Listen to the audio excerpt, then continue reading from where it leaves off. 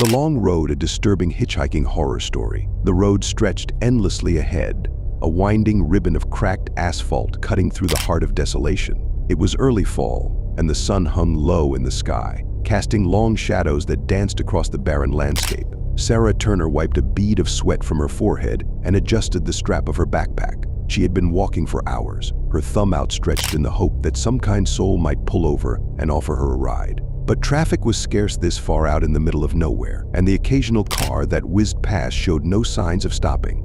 It had been a rough year for Sarah. A painful breakup had left her feeling lost and isolated, and her decision to take time off from college to travel and clear her head had felt like the right choice. Hitchhiking across the country seemed adventurous, almost romantic in a way. She'd read about it in books, seen it in movies, and the freedom of the open road had called to her. But now, with the sun setting and miles of empty highway ahead, doubt gnawed at the edges of her mind. A distant rumble caught her attention. Glancing over her shoulder, she spotted an old, beat-up pickup truck approaching. Its headlights flickered slightly, and the paint was faded and chipped, but it was slowing down. Sarah's heart skipped a beat as the truck pulled over onto the shoulder, its tires crunching against the gravel. The driver rolled down the window, and Sarah peered inside. The man behind the wheel looked to be in his mid-50s, his face weathered and lined from years of hard labor under the sun. He wore a dirty baseball cap that covered most of his graying hair, and his clothes were stained with oil and sweat.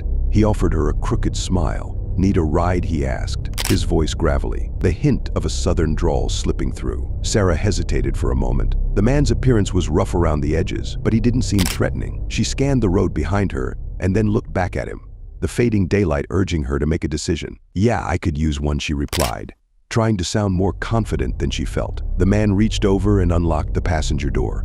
"Hop in. I'm heading west, if that's the direction you're going." Sarah nodded and climbed into the truck. The interior was just as worn as the exterior, the seats torn and the dashboard coated in dust. A faint odor of gasoline and sweat lingered in the air. She set her backpack down at her feet and buckled up, silently reminding herself that this was the adventure she had signed up for. As they pulled back onto the road, the man introduced himself. "Name's Earl." "You, Sarah," she replied, glancing at him out of the corner of her eye. His hands gripped the steering wheel tightly, the knuckles white, as if he were bracing himself for something.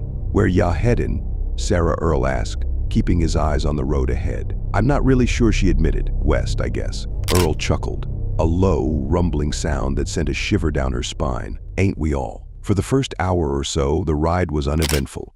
Earl didn't say much, and Sarah was content to let the silence stretch between them. She watched the scenery blur past miles of flat, empty plains, the occasional cluster of trees, and the sinking sun casting an eerie orange glow over everything. But as the daylight faded and the shadows grew longer, something shifted. Earl began to talk more, his voice low and steady, as if he were trying to keep her attention. He told her stories about his time working in oil fields and about life in small towns she had never heard of. There was something unsettling about the way he spoke, a strange intensity that made Sarah feel as though he were sizing her up, evaluating her responses to each word. "Not many people hitchhike these days," Earl remarked after a particularly long pause. "Too many stories of things going wrong, you know." Sarah nodded, her throat suddenly dry. "Yeah, I've heard a few." Earl glanced at her, his eyes dark and unreadable in the fading light. "You ever hear about the hitchhiker who disappeared out on this very road?" Sarah's stomach tightened. "No, I haven't." Earl's lips curled into a smile,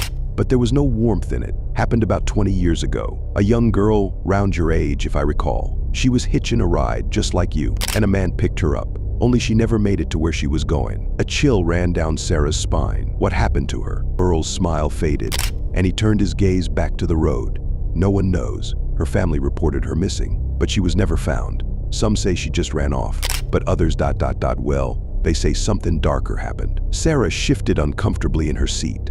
"Darker? Folks around here say the man who picked her up wasn't quite right in the head. Said he'd done things before. Things to women." Sarah's heart pounded in her chest. She suddenly felt very aware of how isolated they were, miles away from any town or help.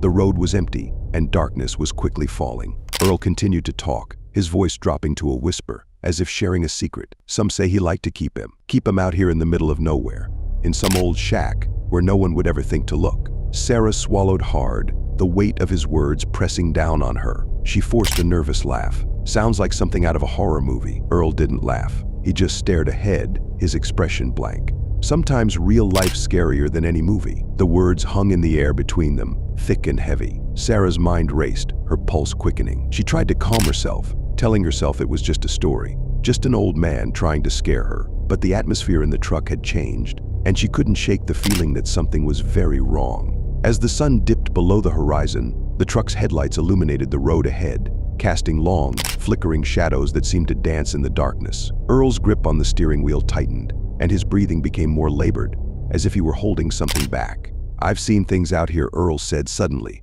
his voice strained. "Things that ain't right." Sarah's skin prickled with fear. "What do you mean?" Earl didn't answer immediately. Instead, he slowed the truck down, pulling off to the side of the road. The engine idled, and for a moment there was nothing but the sound of crickets chirping in the distance. Earl leaned forward, staring out into the night. "There's something out there," he whispered. "Something that waits for people like you, people alone on the road." Sarah's heart raced, her breath quickening. "Earl, what are you talking about?" He turned to her, his eyes wild and desperate. "I tried to warn her too." "Why no?" "But she didn't listen. Just like you ain't listening." Panic surged through Sarah's body. She fumbled for the door handle, but Earl's hand shot out, gripping her wrist with surprising strength. "Don't go out there," he growled. "It's worse out there." Terror surged through Sarah as she yanked her arm free and threw the door open. She stumbled out of the truck, her feet hitting the cold, hard ground. She could hear Earl's voice behind her, shouting, but she didn't stop to listen. She ran. The night swallowed her up, the darkness closing in around her like a suffocating blanket. The only light came from the distant glow of Earl's headlights, and as she sprinted into the night, that light grew fainter and fainter and fainter until it was nothing more than a pinprick on the horizon. Her breath came in ragged gasps, her legs burning with exhaustion, but she couldn't stop. Not yet.